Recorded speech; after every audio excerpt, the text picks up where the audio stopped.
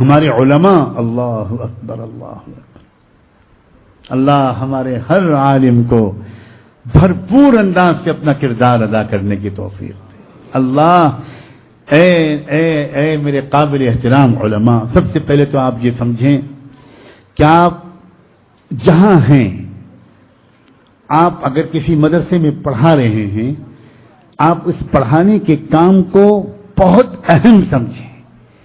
آپ اپنے شاگردوں کے دلوں میں ایمان کی حفاظت کا درد اتار دیجئے، ان کے دلوں کے اندر ان کو قربانی کے ساتھ دین کی خدمت کے لیے زندگیاں اپنی کھپا دینے پر آمادہ کیجئے۔ آپ اگر کسی مکتب میں پڑھا رہے ہیں، آپ اگر کسی مسجد کے مکتب میں پڑھا رہے ہیں، آپ اگر کسی گاؤں کے دیہات کے چھپر میں چلنے والے مکتب کو سمجھ رہے ہیں، پڑھا رہے ہیں، تو میرے محترم علماء، آپ یہ مت سمجھیے گا کہ آپ معمولی کام کر رہے ہیں، آپ محاذ جنگ پر ہیں، اور آپ انشاءاللہ چند بچوں کو مرتد ہونے سے اور ان کی نسلوں کو ارتداد سے بچا رہے ہیں۔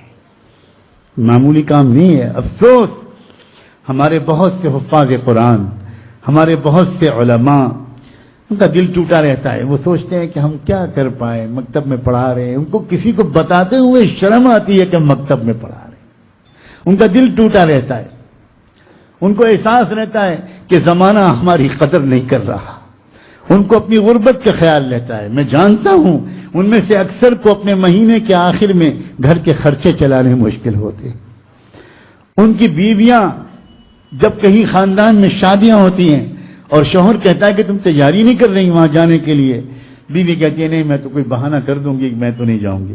تو کیوں نہیں جاؤ گی، اتنا قریبی رشتہ ہے؟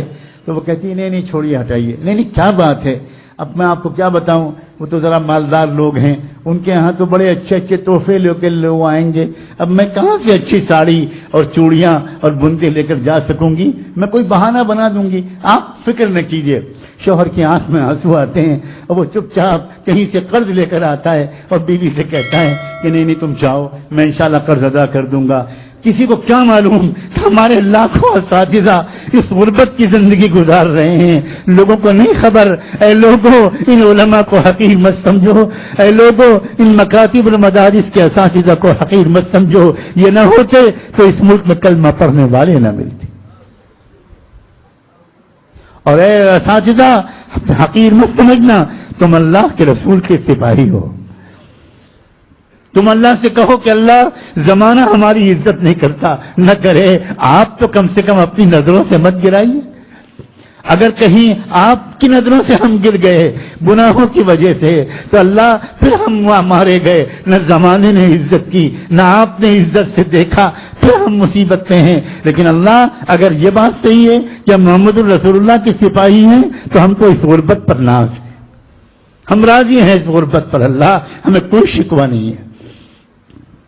ہمارے اکابر نے ہمارے مدرسوں میں جب مدرسے قائم ہوئے، جب شروع میں دارالعلوم دیوبند قائم ہوا تو لوگوں نے اس وقت مشورہ دیا تھا، اس وقت بھی لوگوں نے مشورہ دیا تھا کہ آپ اس میں یہ بھی پڑھوائیے اور یہ بھی پڑھوائیے اور یہ بھی پڑھوائیے۔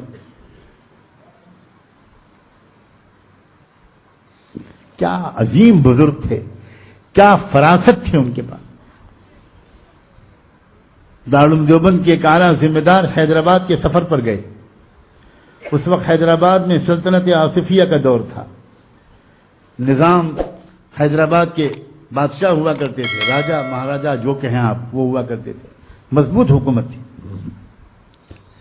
انہوں نے بہت احترام کیا دارالعلوم دیوبند کے محتمم صاحب کا، بہت ہی احترام، بڑا ضیافت کی، بڑی قدر کی، اور ان سے نظام حیدرآباد نے سلطنت آصفیہ کے حکمران نے خود براہ راست کہا کہ آپ کے مدرسے کے جو فاضل لوگ ہمارے حیدرآباد کے صدر دفتر میں کام کرتے ہیں، سیکریٹریٹ میں کام کرتے ہیں، ان کی جو کام پرفارمنس ہے، کام کرنے کا جو ان کا رپورٹ ہے وہ بہت اچھی ہے۔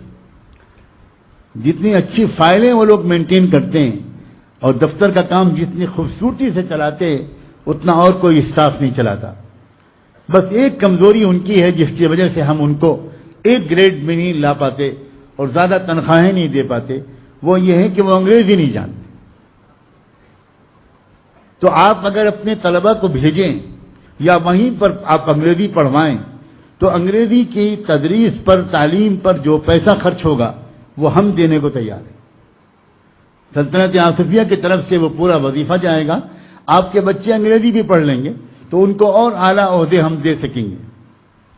وہ محترم دارالعلوم دیوبند بڑے خوش واپس دیوبند آئے کہ بھئی بڑا اچھا ہے کہ ہمارے بچوں کو ذرا اچھی ملازمت ملے گی، مگر اس وقت دارالعلوم دیوبند کے سرپرست ہوا کرتے تھے حضرت گنگوہی رحمۃ اللہ علیہ۔ جب میرے ہونٹوں پر یہ نام آتے ہیں میری روح وجد کرنے لگتی، سچ کہتا ہوں بلا مبالغہ، سچ کہتا ہوں بلا مبالغہ۔ حضرت مولانا یوسف صاحب بن نوری رحمۃ اللہ علیہ فرمایا کرتے تھے حضرت گنگوہی کے بارے میں کہ یہ وقت کے ابو حنیفہ تھے۔ واقعی فقہ و حدیث کا ایسا امام صدیوں میں پیدا ہوتا ہے۔ وہ اس وقت سرپرست سے کوئی فیصلہ ان کے پوچھے بغیر نہیں ہو سکتا تھا، تو محترم دارالعلوم حضرت گنگوہی کی خدمت میں حاضر ہوئے اور سلطنت آصفیہ کے حکمراں نظام حیدرآباد کا پیغام پہنچایا تو حضرت گنگوہی تھوڑی دیر خاموش رہے، جواب میں کہا کہ حافظ احمد، ہم یہ تو سمجھتے تھے کہ تم زیادہ سمجھدار آدمی نہیں ہو، لیکن یہ نہیں سمجھتے تھے کہ تم اتنے کم سمجھ ہو۔ فرمایا جب کوئی انگریزی پڑھ لے گا تو وہ تو پھر سرکاری دفتروں میں کام کرے گا، یہی تو ہوگا نا۔ پھر ہمارے اس ملک میں آنے والے کروڑوں بچوں کو مرتد ہونے سے کون بچائے گا؟ اگر یہ لوگ ڈگری لے لیں گے تو کیا دیہات کے مکتب میں بیٹھ کر الف سے اللہ اور بے سے بلہ پڑھائیں گے؟ پھر یہ قرآن اور یہ سن القرآن اور نورانی قاعدہ پڑھائیں گے؟ اللہ پچھلے 100-200 سال میں آپ کے جس بندے نے کہیں پر بھی قرآن پڑھایا ہو، اللہ اس کو مغفرت کا فرما کر جنت کا اعلیٰ مقام عطا فرما۔ یہی لوگ ہیں، بالکل بلا شبہ ہم بالکل اس کے مخالف نہیں ہیں کہ ان جدید علوم کو پڑھا جائے، لیکن مسئلہ کیا ہے کہ ان سارے علوم کو پڑھنے کے بعد لوگ مدرسوں میں بیٹھ کر کم تنخواہوں میں دین کی خدمت کرنے کے لیے تیار نہیں ہوتے۔ پھر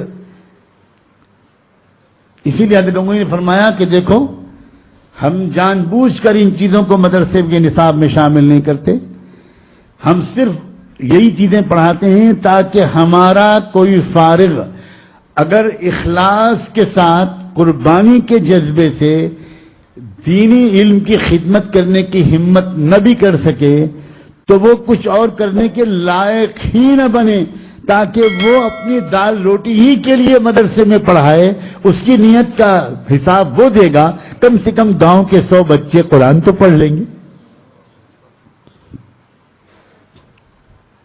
اور اسی لیے علامہ اقبال کے سامنے وہ علامہ اقبال جنہوں نے یورپ کی یونیورسٹیوں میں جا کر فلسفے میں ڈی لٹ کی ڈگری اس زمانے میں لی تھی جس زمانے میں ڈی لٹ کی ڈگری کا نام بھی شاید انڈیا میں کسی نے نہیں سنا ہوگا، اتنے بڑے فاضل جرمنی کے یونیورسٹی کے ڈاکٹر پی ایچ ڈی اور ڈی لٹ کی ڈگری پائے ہوئے علامہ اقبال جب ان کے سامنے کسی نے مدرسوں اور مکتبوں پر کمنٹس کرنے شروع کیے تو انہوں نے ان کے منہ پر ہاتھ رکھ دیا اور یہ کہا، جب تک میں نے اسپین کا دورہ نہیں کیا تھا تب تک میں بھی مدرسوں اور مکتبوں کو معمولی سمجھتا تھا، لیکن اسپین جا کر میری آنکھیں کھل گئیں۔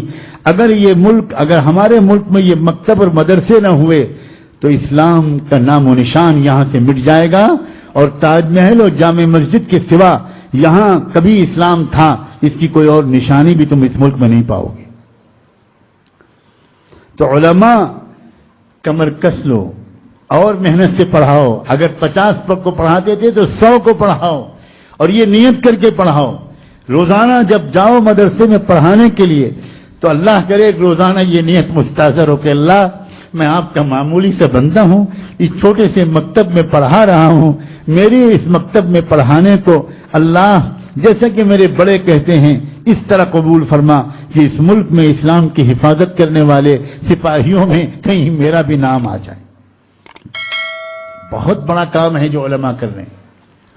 اور آگے بڑھیے. آپ مساجد کے ائمہ ہیں, آپ خطباء ہیں, تو آپ مساجد میں جو تقریریں کیجئے, جو بیان کیجئے, وہ امت کو جوڑنے والی کیجئے.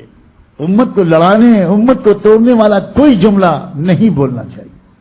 مختلف حلقے, مختلف مسلک, مختلف جماعتیں, مختلف محنتیں, ان سب کے درمیان فاصلے کم کیجئے. ایسی باتیں امت کے سامنے رکھیے جس سے ہر سننے والے کے دل میں دوسروں کی محبت بڑھے, دوسروں کا احترام بڑھے. علماء کی بہت بھاری ذمہ داری ہے, بہت بھاری ذمہ داری ہے. امت کی مختلف صلاحیتوں کو جوڑنا, نظر رکھنا. کون آدمی کیا کام کر سکتا ہے؟ جو مضمون لکھ سکتا ہے, انگلش میں آرٹیکل لکھ سکتا ہے, انگریزی اخبارات میں بھیج سکتا ہے, لیٹرز ٹو دا ایڈیٹرز کے جواب دے سکتا ہے. اس کا فرض ہے کہ وہ یہ کام کرے, وہ یہ محاذ سنبھالے. مسلسل خاص طور پر انگریزی کے اخبارات میں اور دوسرے اور اخبارات میں ایسی چیزیں آتی ہیں جس سے لوگ اس پیارے دین کے بارے میں بدگمان ہوتے ہیں. تو جس کا جو محاذ ہو, جو کر سکے کرے. اب غافل رہنے کا وقت نہیں ہے اللہ کے بندو, غافل رہنے کا وقت نہیں ہے. سنگین حالات ہیں. میں نے پھر کہا کہ میں تفصیل سے ان حالات اور خطرات کا ذکر کرنا مناسب نہیں سمجھتا. اللہ تبارک و تعالی ہمیں بس ایک ایسی ہمت اور طاقت دے دے, قربانی کا جذبہ دے دے.